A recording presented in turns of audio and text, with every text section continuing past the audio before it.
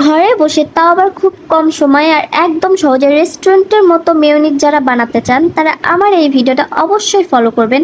তো ঘরে যদি আপনি মেয়োনিজ বানাতে চান তাহলে একটা ব্লেন্ডার থাকলেই হয়ে যাবে। তো মেয়োনিজটা বানানোর জন্য প্রথমে আমি একটা ডিম নিয়ে নেব। আমার ডিমে 2 কুসুম ছিল, আপনাদের 1 কুসুম থাকবে, নো টেনশন, ওইটা দিয়েই বানিয়ে নেবেন। একটা ডিমের জন্য আপনারা 6 চামচ চিনি দিয়ে নেবেন। আর যারা একটু মিষ্টি বেশি খেতে পছন্দ করেন তারা 7-8 চামচ দিয়ে নেবেন। তারপর আমি এখানে 1 চামচ দিয়ে দেবো মিল্ক পাউডার। এরপর আমি দিয়ে নেব সামান্য একটু লবণ। আমার কিন্তু লবণটাও একটু বেশি হয়েছিল, একটা ডিমের জন্য সামান্য পরিমাণে লবণ দিতে হবে। এরপর আমি দিয়ে দেবো এখানে 1 কোয়া রসুন। তারপর দিয়ে দেব সয়াবিন তেল। আর আপনারা কিন্তু তেল একবারে দিয়ে দেবেন না, এটা কিন্তু অবশ্যই খেয়াল রাখতে হবে। তেল আপনাকে ব্লেন্ডার করতে হবে অ্যান্ড বারবার করে দিতে হবে। এই তো আমি প্রথমে ব্লেন্ডার করে নিচ্ছিলাম কিছুক্ষণ এটাকে। এরপর আমি এই যে এখানে ফ্রম ভাব চলে এসেছে।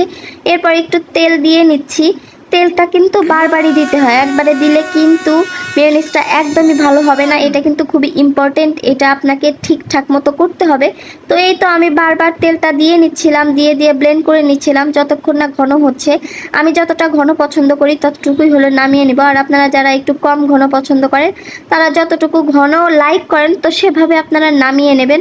তো এই তো আমি এটাকে আবারও তেল দিয়ে নিচ্ছি, দিয়ে আমি ব্লেন্ড করে নেব। এরপর আমি এবার নামিয়ে নেব। দেখেন নামিয়ে নেওয়ার পর কি পরিমাণ ঘন হয়েছিল। তো বাসায় কিন্তু একটা ব্লেন্ডার থাকলেই আর এই উপকরণগুলো থাকলে খুব সহজেই এরকম মেয়োনিজ বানিয়ে নিতে পারবেন।